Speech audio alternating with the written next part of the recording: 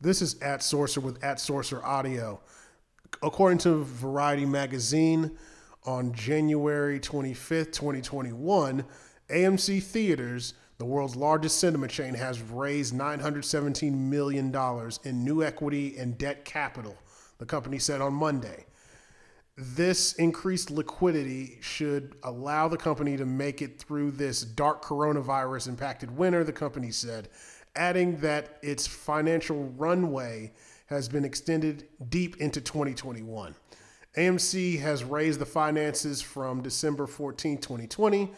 Of the $917 million, AMC has raised $506 million of equity from the issuance of 164.7 million new common shares, along with the previously announced securing of $100 million of additional first lien debt and the concurrent issuance of 22 million new common shares to convert $100 million of second lien debt into equity. So first lien debt, second lien debt. First lien debt is pretty much the people who get paid first in case there's default on the loan. Obviously, second lien would be second. Let's just make that clear. Carrying on. In addition, the company has executed commitment letters of $411 million in incremental debt capital in place through mid-2023, unless repaid before then, through the upsizing and refinancing of its European revolving credit facility. The chain says that it presumes that it will continue to make progress in its ongoing dialogue with theater landlords about the amounts and timing of owed theater lease payments, and is hopeful that the ongoing vaccination push will result in an increase in cinema attendance. Adam Aron, AMC CEO and president, said, "Today the sun is shining on AMC. After securing more than $1 billion of cash between April and November of 2020 through equity and debt raises, along with a modest amount of asset sales, we are proud to announce today that the past 6 weeks, AMC has raised an additional $917 million in capital infusion to bolster and solidify our liquidity and financial position. This means that any talks of an imminent bankruptcy for AMC is completely off the table." Now, I gotta say, there's more. This article goes on and on. I'll put the link in the description. You can read it for yourself. I will say that this is good for AMC. It's also good for me as well personally because I have some stock in AMC. But the question is, what will be going into theaters? How much will it cost for movie tickets cost? Here's the thing that everyone does. A lot of things I haven't seen as it pertains to theaters reopening is disposable income. Streaming wars, we understand that, okay, a lot of stuff's going to streaming. Companies are going to try to amortize costs. You have a thing with HBO Max and doing their day and date where they release in whatever theaters are open and also release on HBO Max because AT&T is about HBO Max. But here's the thing. When these theaters are able to go to 100% capacity, back to full capacity, every seat can be filled. The question is, who's going to go? And what movies will attract people to go? I personally miss going to the movie theater. I love going to the movie theater. It's an amazing experience. Endgame was great. Endgame was great. Infinity War was great. There were other movies aside from that where I had an amazing time in the theater. Blade Runner 2049, Joker, so forth and so on. But what are these movie tickets going to cost when they come back? Because that's going to determine how many people are there. The entire world pretty much went through a pandemic, but I live in the States. In the United States, disposable income is almost going to be non-existent. You have potential inflation coming as well. And you have people who are trying to dig themselves out of a financial hole that they may never get out of.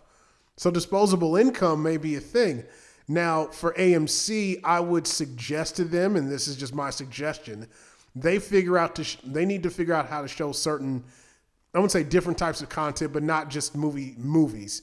They may need to show, if we're projecting this fairly quickly, the Snyder Cut, the Justice League Snyder Cut. That's one thing I would say that would be a smart move. It's 4 hours.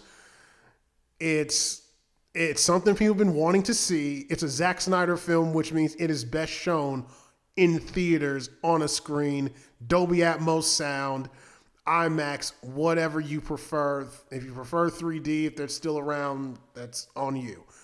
But those movies, that movie, Dune, anything Christopher Nolan, Godzilla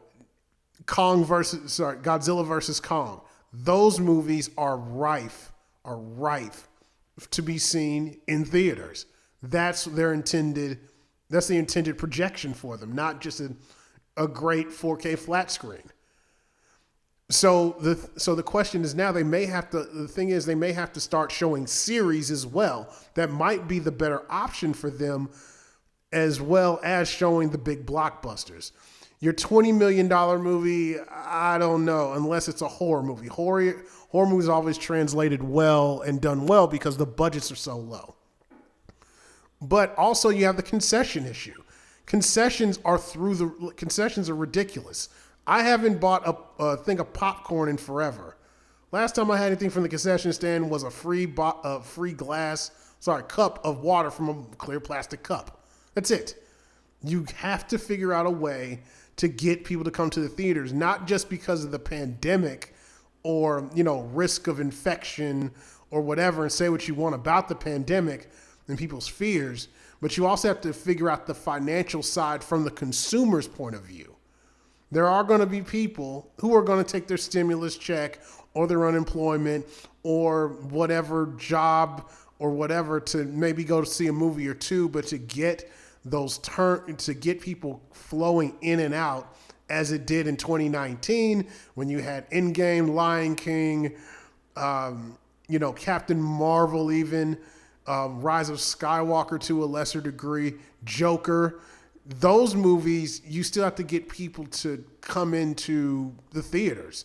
So maybe showing a sporting event, maybe showing a particular series. Can't think of any series that's coming out this year. So if we projected next year and there were still some there's still some cash flow issues, maybe you do HBO's House of the Dragon. Maybe you show Mandalorian Season 3, Book of Boba Fett.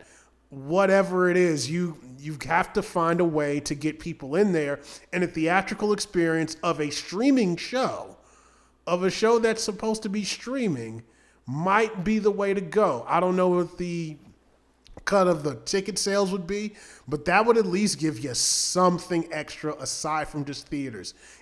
Aside from just big blockbuster movies, because certain little comedies are going to be better experienced at home. Why even bother? And this whole hold off and everything else is really going to hurt. Really hurts the theaters at least for the foreseeable future. But what I will say is if AMC, Regal, Cinemark, and even Alamo Drafthouse, if they can start securing rights to show certain things, even sporting events, let's say like a UFC fight or a boxing match, if they can go that route and recoup and maybe get people in those seats, whether it's movies, television, sporting events, whatever, videos of plays, stuff like that, that maybe they need to diversify their offering of what they put on screens.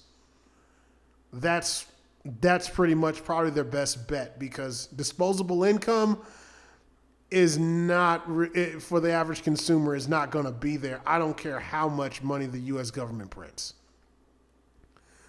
So give me your thoughts on this. Please subscribe and click the notification bell. Follow me on the social media networks at Atsourcer, and I will see you guys next time. Bye.